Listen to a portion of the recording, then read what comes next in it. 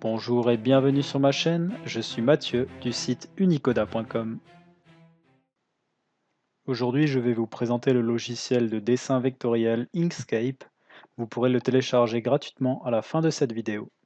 Inkscape permet de réaliser des dessins vectoriels, c'est-à-dire sans limite de taille et sans perte de qualité grâce à l'utilisation de vecteurs. Un vecteur est la représentation mathématique d'un trait entre deux points sur lequel on peut appliquer une transformation mathématique. Par exemple, en transformant ce vecteur en vecteur courbe.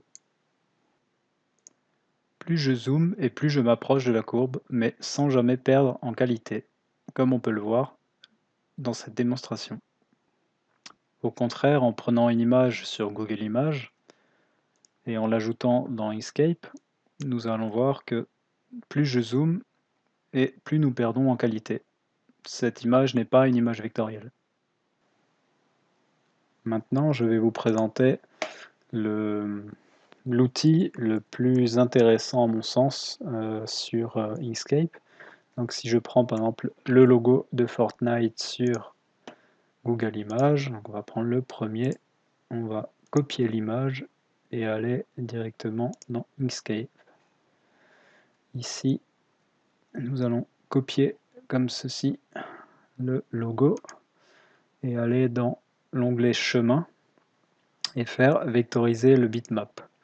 Donc ici, qu'est-ce qu'on va réaliser? C'est qu'on prend une image JPEG, donc comme vous le voyez, qui perd en qualité quand on zoome, et nous allons demander à créer à partir de ce logo un calque vectorisé, donc créé à partir de vecteurs, et non plus d'une image avec une taille fixe.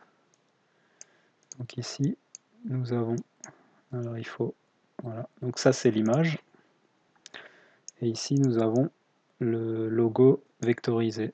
Et comme vous pouvez le constater, si nous zoomons, nous avons bien la qualité qui reste optimale. Suite à la vectorisation de notre image, nous pouvons réaliser toutes sortes de modifications.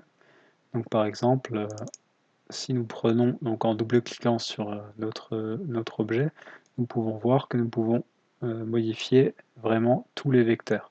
Donc chaque point que vous voyez ici représente un vecteur qui a été ajouté.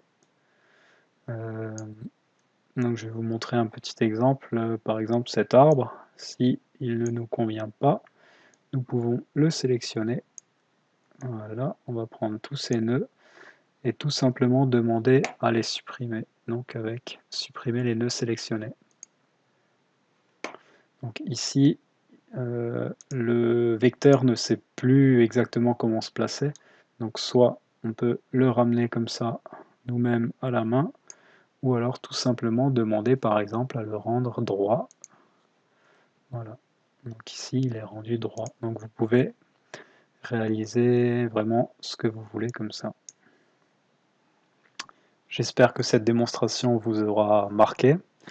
Je vais maintenant, comme je vous l'ai promis, vous montrer comment télécharger Inkscape. Donc vous allez tout simplement dans Google, voilà, et vous recherchez inkscape.org en vérifiant bien que c'est le lien HTTPS. Ensuite, vous allez dans l'onglet télécharger. Voilà, il faut cliquer aussi, télécharger. Et ici, vous avez les différentes versions. Donc si vous êtes sur Windows, vous allez ici et vous choisissez bien la version d'architecture de votre processeur. Donc 32 bits ou 64 bits. Et ensuite, vous avez un .exe, MSI ou binaire. Donc je vous conseille le .exe qui est beaucoup plus simple à installer. Voilà, ensuite installez-le sur votre ordinateur et le tour est joué. Dans une prochaine vidéo, je vous présenterai un logiciel de 3D libre et gratuit qui s'appelle Blender et que vous pourrez télécharger lui aussi sur internet. Vous pouvez bien entendu laisser un commentaire en bas de cette vidéo, partager la vidéo et vous abonner à la chaîne pour ne rien rater. Merci.